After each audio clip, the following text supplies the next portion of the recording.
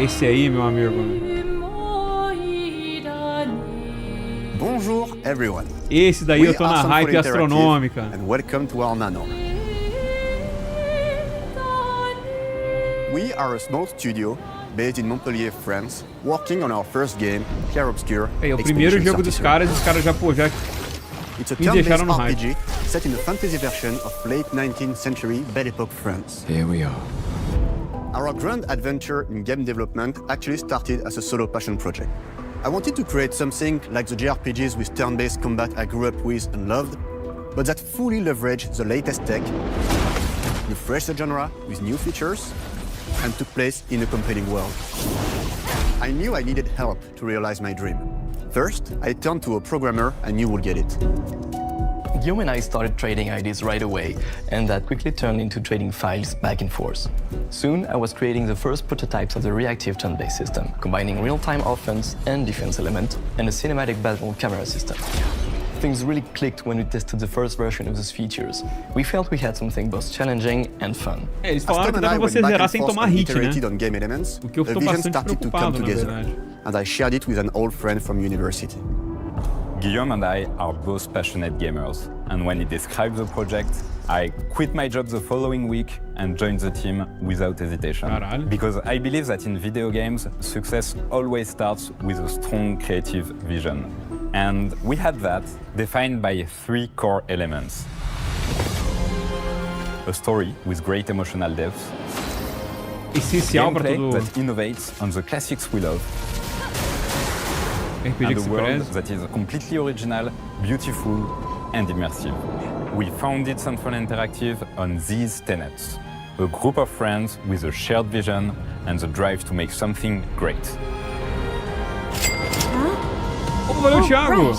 O que é o que fizeram com Dragon Age e o Garden? Forçado. Forçado. Ou eles pegam uma franquia consagrada e tentam botar agenda ou pautas que nunca tiveram. Medo de fazerem algo parecido com o Fábio que achas. Por enquanto a gente não viu nada da história do Fable, né? Então pode ser que sim, pode ser que não. Mas o problema é isso, cara. É fazer de forma forçada. O Dragon Age Overwatch ficou forçado. Foi em detrimento à narrativa, né? Eu achei que mora o problema. And everyone dies younger and younger. Expeditions depart to kill the Paintress, determined to fight until their final breath, but none have ever returned. Our story follows Expedition 33. Expeditioners, Expedicionários. we honor your dedication. Guillaume and I knew early on that we didn't want to focus on good versus evil. What's interesting to us are people who, yes, are flawed, but who care deeply about each other. And conflicts arise because they have different perspectives on what needs to be done. I'm sorry about earlier.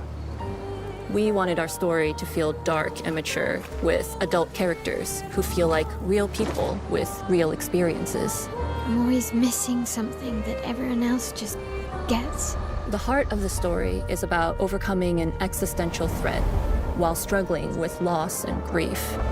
And it's rooted in the characters' relationships, both to each other and to themselves. What are we gonna do, huh? Tell me. What are we gonna do? In a world like this, how does one stay hopeful or make peace with their fate? What duty do we owe to each other or to ourselves? These questions are deeply personal to me, and they permeate the story behind the story. Know that Lumiere fights with you. Tomorrow comes Expedition 33. The characters all have their own motivations and perspectives. Gustave and Lune are deeply invested in the expedition, even if they fight all the time. To them, the mission is tied not only to their family, it's central to their identity and purpose. Protocol doesn't cover every contingency. You know that. Contrast that with Ciel, whose darkest days have already happened. What are the stars whispering to you? Actually, I'm the one whispering to them. It's something my dad and I used to do. And Maëlle, who cares more about really living her life, not just living longer. É uma voz pesada, né? Uma voz de quem já passou por coisa, igual ele tá falando. Real. It's not all dark, though. Along the way, they meet various colorful NPCs and recruit Monoko, who is a friendly but kinda bloodthirsty philosopher. And a fully playable character. He has a really cool battle mechanic where he can turn into the enemies he defeats. Ah, que esse cara também é um personagem jogável. Foot! Aha! He's very, very old and has seen many expeditions come and go. He is a Gestrol, which are a group of playful beings who view battle as a form of meditation. They're fun and sort of ridiculous. Medita como? Metendo a porrada. Monaco and many other Gestrolls across the game. Bonjour. And of course, there is Esse, who is one of the oldest and lore-wise the most powerful creatures in the verse. Esse is that powerful? Que isso? Mount and help you travel to secret corners of the world. And if you bring him back his special stones, you can unlock abilities for him to access new areas of the world and find exciting Será que é através dele que a gente faz a navegação do mundo, tá ligado? Ele é o mapa mundi do negócio. For joining the expedition, and each of them has their own story arc and resolution that we think players will really connect with. In addition to a strong narrative, we had a clear vision for our own take on the genre's core gameplay. Our reactive turn-based system takes the traditional turn-based battle mechanic we love and adds real-time reaction, which gives combat greater intensity and dynamism. During enemy turns, you can negate all damage by dodging or parrying at the right time. Então, como eu falei, achei isso aí que eu tô preocupado, cara. Tipo, se você pegar o timing do jogo, será que não fica muito fácil? Some of us are still traumatized by enemies from back then. We've done a lot of rebalancing since, and with a lot of iteration, we ultimately came up with a formula that we're proud of. Players who are good at real-time can take more risks, and others can counterbalance with items and strategies. A big part of that formula lies in the many ways you can customize your character. Skill treezinha bolada. We spend a lot of time designing each character's unique mechanics and their custom skill trees. Our philosophy is making every type of playstyle viable so that everyone can have fun with how they play the game. Each character has a unique mechanic. Mail switches between stances which can alternately boost defense or power. I personally like to make Mal the protector of the group, but I'm pretty much the only one at the studio who plays her that way. Most people play her as a glass cannon with Gustav's complementary skills. The characters can also equip hundreds of passive effects, which in our game are called Lumina. Every character has more than 20 unique skills in the skill tree and hundreds of passive effects they can gain through Lumina and weapons. So there are a ton of builds and playstyle to explore. Dá pra fazer muita coisa. We can't wait to see how you choose to play and what kinds of build you'll design that we probably never even imagined.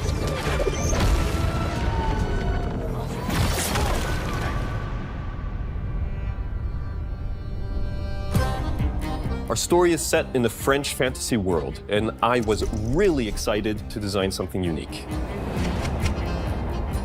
Every level Esse has maluco, its ele tem own a color cara and de texture artista identity. francês mesmo, For né? example, the Gestrol Village is an early area in the game where players can enjoy a fun break. We wanted something that feels chaotic, grungy, and toy-like. It's basically a bazaar. Everything's disorganized, chaos everywhere, huts are unsafe, built without much thought. It's a place where anyone could fight you at any point, which is pretty much what the Gestrols are like. The Gestrol village is hidden inside the ancient sanctuary. The ideas here were forests, labyrinth, and sentinels. I designed it as a vibrant place, like an old graveyard of Gestrols, or forgotten wooden toys in a box, with two main colors, red and white. I wanted to make it feel cozy, hidden from danger, with traps and labyrinths in case enemies get in. Same process with the characters. Monoko came in a single concept. I thought of a monkey-like body, white fur with a black and red flat mask. Ladies, could I? Ow! Definitely a Gestrol. For Esse, we needed a cuddly companion to take us around the world. I thought instantly of a giant inflatable balloon and old Victorian pillows with many intricate motifs. We start with the core themes and ideas, and the visuals grow organically from there. From the very start of the project, there was one thing that we absolutely wanted to bring back from older JRPGs.